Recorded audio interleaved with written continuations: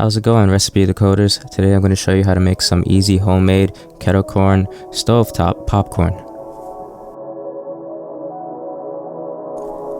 Now before anyone even considers watching this video, I want to inform you all that electric air poppers are by far the best way to make popcorn. This is because they require no cooking oil at all, which lowers the amount of calories from fats. So if you already own one of these, then you pretty much don't need to watch this video. However, if you also don't own an air popper, the next thing you can do is just place some popcorn kernels inside of a microwave within a large bowl. This works best if you use a very high-powered microwave at around 1000 watts for better results.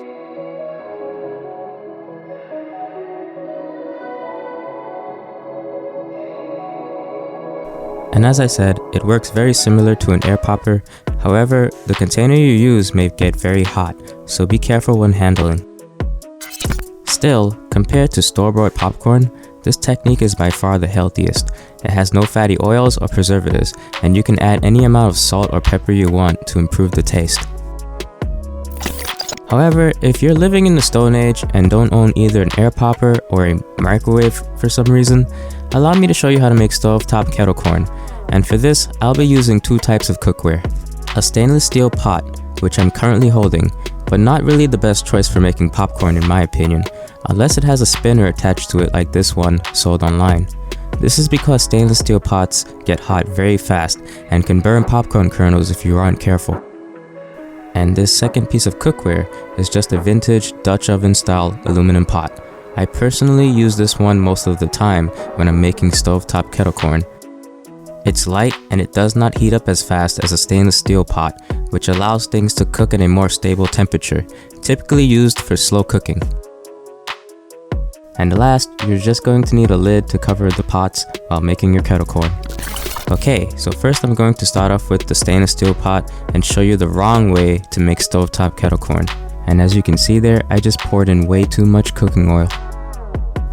This is the number one biggest mistake I have to address first, because too often, some people will oversaturate the corn kernels in oil, and then you just end up with some oily popcorn.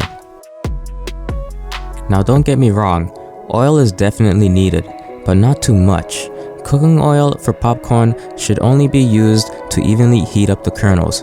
There's no reason to submerge your popcorn in the stuff. You just want enough to coat them evenly.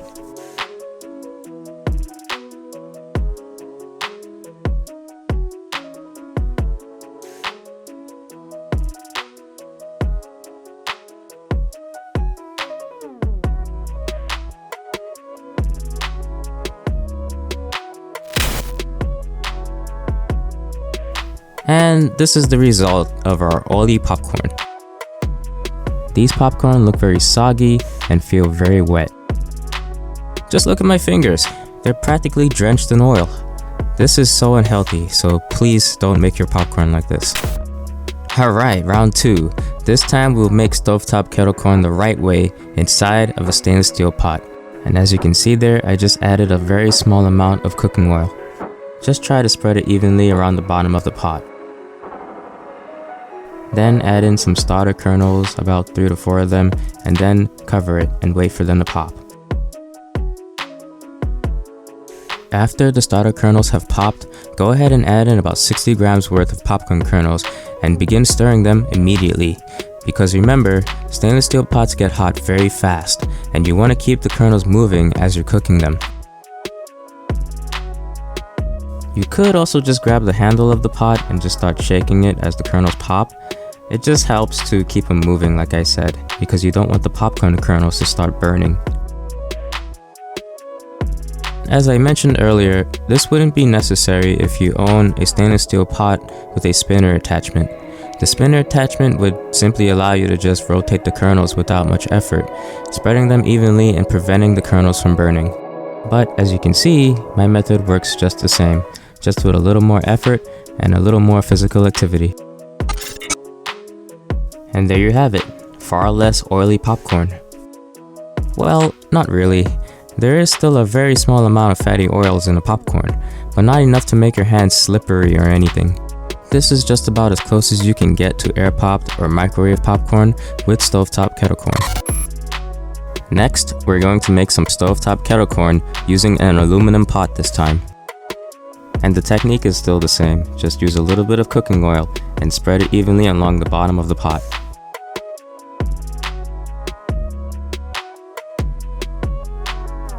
Then add in a couple starter kernels, cover the pot, and wait for them to pop.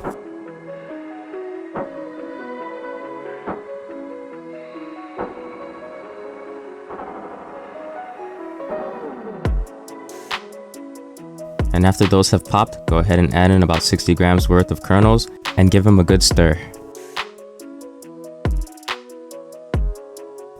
Then, place the lid back on and let the aluminum pot do the rest of the work for you.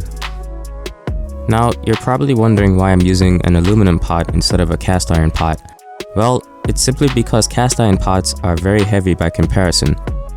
However, cast iron pots are also a good alternative to both stainless steel and aluminum pots.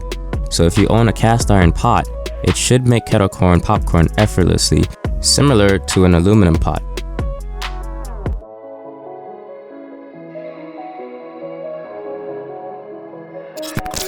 And here's the end result of making kettle corn in an aluminum pot.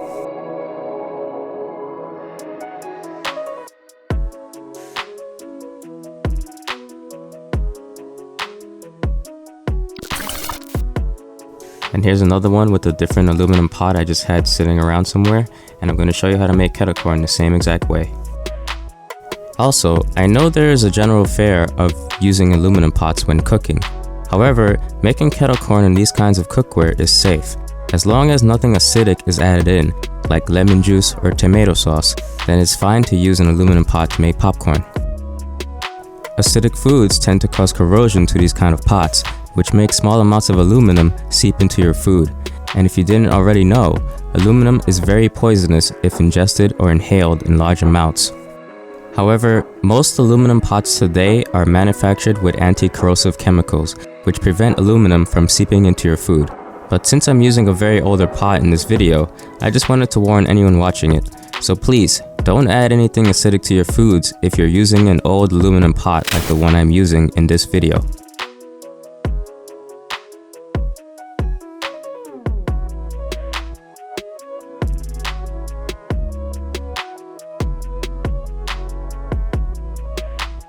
Lastly, you can go ahead and add in some melted butter in there if you'd like, but because there's a small amount of cooking oil already present, I prefer to just sprinkle a bit of salt and pepper instead. But the choice is yours, so go ahead and add in whatever seasoning you prefer to make it adhere to your taste. And that's it for this video. I hope you've enjoyed it and that your stovetop kettle corn comes out great. Thanks for watching, and I'll see you next time.